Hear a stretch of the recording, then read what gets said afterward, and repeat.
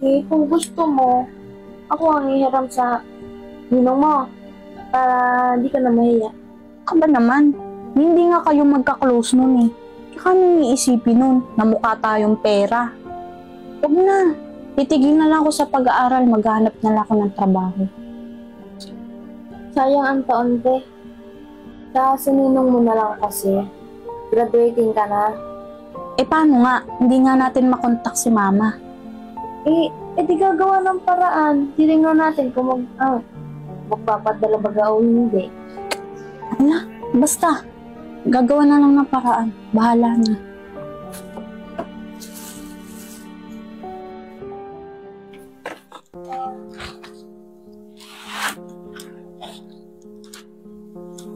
Ayan. Hello po. Si ate po ba hinahanap niya? Oo, nabalitaan ko yung mama niya hindi pa makakauwi. Nung isang linggo pa. Nasaan pa lang ate mo? Nandiyan po sa loob. Actually, titigil na po siya sa pag-aaral eh. Wala na po kasi kami budget. Sige po, dala po kayo. Maaga pa po kasi ako eh. Sige.